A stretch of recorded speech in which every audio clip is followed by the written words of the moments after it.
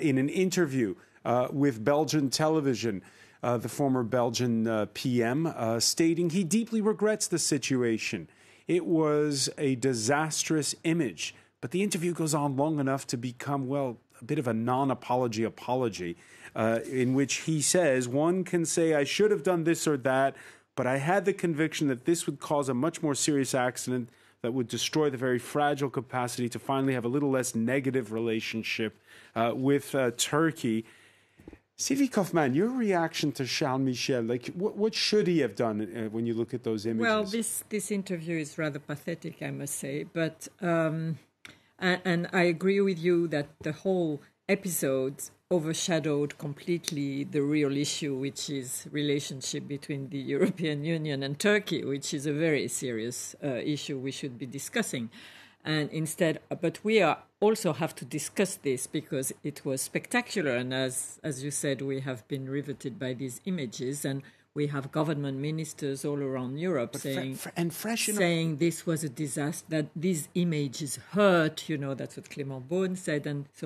And I think it's, nobody comes out nicely of this. I mean, Erdogan doesn't come out great because obviously his services know very well the protocol of, who is who in the European Union. He's been dealing with us long enough to know this. The protocol... And if you're a niggler, he is right. It is the President of the European Council that has precedence over the President of the European Commission. Yes, but, I mean, this didn't come out of the blue. Charles Michel's protocol service was ahead of the visit in Ankara to prepare this. This is always very carefully arranged, the seating arrangements and everything. So what happened, from what I gather from Brussels, is that the protocol service from the president of the Commission, of Mrs. von der Leyen, didn't take part in this preparation. So there was a mistake, right, of their own making. And so Charles Michel is responsible for this situation. I think Ursula von der Leyen is also responsible for this situation. Erdogan is responsible for this situation. And we, the media, are responsible because we are making so much of it, because it is important, it is significant, it's true. And I must say, from a woman point of view, which woman hasn't found herself relegated to the couch, as you say, because men, took precedence and didn't care about what were the sitting arrangements. So we understand this, and we have to be indignant about it. But politically, it's a huge blunder also from the European Union.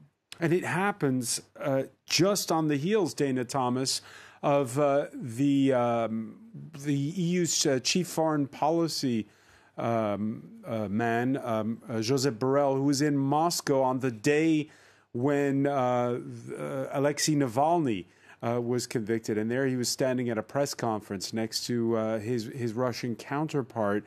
Do you agree with Ayşegül that the meeting should have never taken place?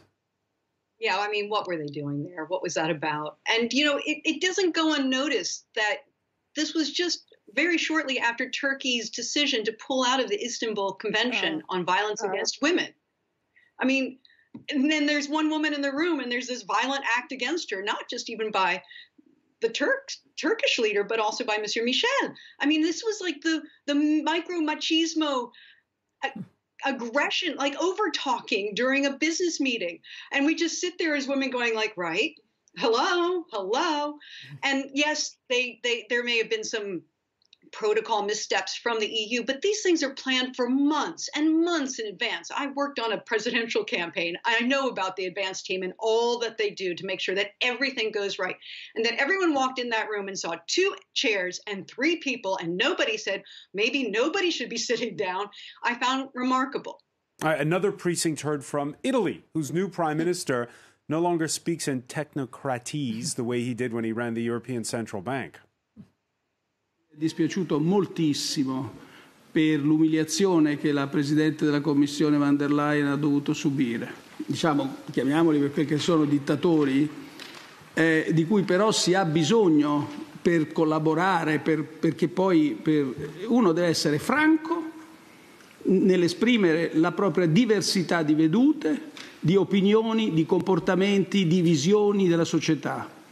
Calling Erdogan a dictator, enough to earn Italy a summoning of its ambassador in Ankara. And a tweet from Turkey's foreign minister: we strongly condemn the unacceptable populist rhetoric of the appointed Italian Prime Minister Draghi and his ugly and unrelenting statements about our elected president, putting the accent on the fact, Nico Heinz, that, Draghi is not come to power through an election, but through a coalition deal. Yeah, I do think that Draghi sums up the kind of problem with this whole episode, which is that Brussels seems to have taken to the fainting couch and can't believe the appalling treatment. And yet you look back at what Erdogan's been up to over the last sort of five years, and it's appalling. If you wanted to point out that Erdogan was a dictator, maybe you should have done it in 2016 when he was, silencing the country, arresting journalists, sacking tens of thousands of people from the civil service because he suspected they could be potential coup plotters. More recently, the UN condemned the Turkish-backed fighters in Syria, saying they were guilty of war crimes, killing civilians, kidnapping people, stealing property. I mean, this guy could legitimately be called a dictator for sure, but why wait until there's been a mix-up over the soft furnishings to stick your neck out and say it? Well, I'm not going to go into the whole conversation of is he a dictator or not. I think that his actions already speak for themselves enough. But I can't wait to see the G20 summit in October when Italy and Turkey are going to get together.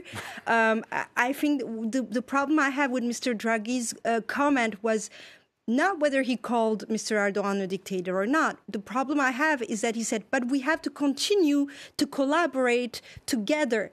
And that's the whole problem that I have with this meeting as well. In 2018, when Angela Merkel came to Turkey, we were several journalists, intellectuals who say, don't come.